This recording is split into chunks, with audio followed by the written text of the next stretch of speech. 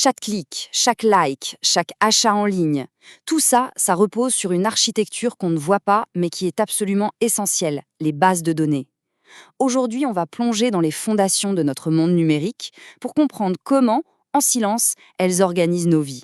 Alors voilà le programme. D'abord, on va se demander pourquoi on a besoin de mettre de l'ordre dans ce chaos numérique. Ensuite, on verra la solution avant de plonger au cœur d'un grand débat technique, SQL contre NoSQL. On verra comment choisir son camp et en finira sur une question fascinante. Et si nos données étaient bien plus que de simples informations? C'est parti. Ok, commençons par le début, par le problème. Le fait est qu'on vit au milieu d'un véritable océan de données. C'est un flux constant, massif, un vrai déluge d'informations. Il y a une phrase qui résume ça parfaitement. Les données, aujourd'hui, il y en a partout. C'est plus une ressource rare, c'est carrément devenu une composante de base de notre environnement. Et attention, ce n'est pas du tout abstrait. Chaque jour, nos téléphones, nos montres, nos voitures, nos maisons connectées et même la petite puce de notre animal de compagnie, tout ça génère une quantité d'informations absolument colossale. C'est cette accumulation massive qu'on appelle le big data. Ce n'est pas juste un mot à la mode, c'est notre réalité de tous les jours. Et là arrive la question qui tue. On en fait quoi de toutes ces données? Comment on gère ce chaos? Comment on stocke, on organise et surtout on retrouve une info sans se noyer? Face à ce déluge, la réponse, ce n'est pas de tout jeter en vrac dans un coin. Non, il faut organiser et intelligemment. Et c'est là qu'intervient notre solution, un outil bien plus puissant qu'un simple tableur. L'image qui fonctionne le mieux, c'est celle de la bibliothèque numérique. Imaginez une bibliothèque immense où chaque livre est une donnée, parfaitement rangée, étiquetée, prête à être trouvée en une seconde. Voilà, c'est exactement ça, une base de données. Alors, attention à une confusion qu'on fait très souvent. Un tableur, genre Excel, c'est fait pour montrer des données, pour les manipuler, faire des calculs. Une base de données, elle, son but c'est de les stocker sur le long terme, de manière super structurée. En gros, c'est la différence entre une vitrine et un entrepôt géant. Et bien sûr, pour gérer cette immense bibliothèque, il faut un bibliothécaire.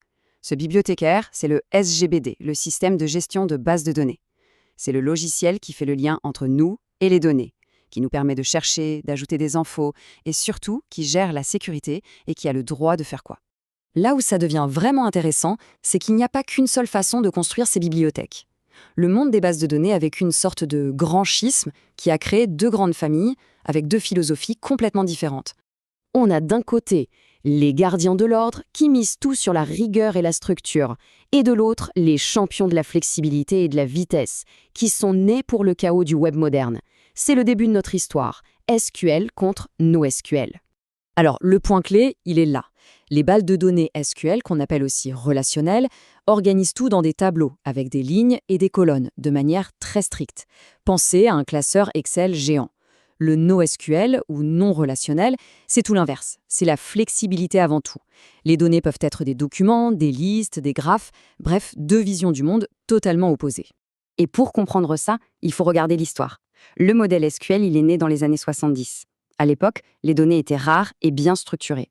Le NoSQL, lui, a explosé bien plus tard, dans les années 2000, avec l'arrivée du web et du big data, quand il a fallu gérer des tonnes de données beaucoup moins prévisibles. Donc, la théorie, c'est bien beau, mais en pratique, on fait comment? Savoir qu'il y a deux familles, c'est bien. Savoir quand utiliser l'une ou l'autre, c'est mieux. Parce qu'il n'y a pas de bon ou de mauvais choix, en fait. Il y a juste le bon outil pour le bon travail.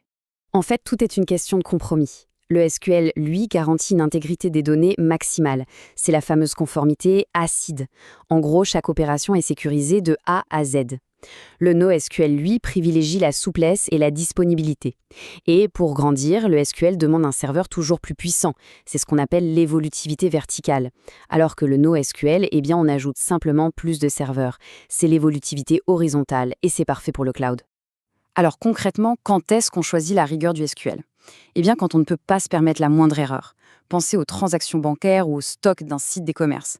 Là, la fiabilité et la cohérence des données, c'est non négociable.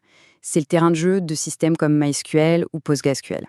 Et à l'inverse, on va se tourner vers le NoSQL quand il faut gérer des volumes de données monstrueux et que la performance et la capacité à grandir vite sont critiques. C'est le choix typique pour les réseaux sociaux, les jeux en ligne, les objets connectés. Des technologies comme MongoDB ou Redis sont reines dans ce domaine. Allez, pour finir, projetons-nous un peu. Parce que le rôle des bases de données est en train de complètement changer. Il ne s'agit plus seulement de stocker de l'information. Non, on passe à un autre niveau. On est en train de passer de l'entrepôt un peu passif, un peu poussiéreux, à la mine d'or active. Les informations qu'on stocke ne sont plus vues comme des archives, mais comme un gisement de connaissances cachées. Il faut juste savoir comment les extraire. Et ce processus, ça porte un nom. La découverte de connaissances dans les bases de données, ou KDD.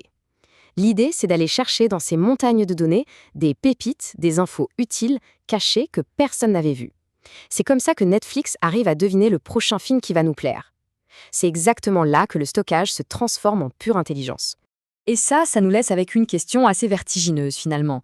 Toutes ces données qu'on génère en permanence, est-ce que c'est juste du bruit numérique qu'il faut archiver ou est-ce que c'est la plus grande bibliothèque de savoir jamais créée qui attend simplement qu'on lui pose les bonnes questions pour révéler tous ses secrets ?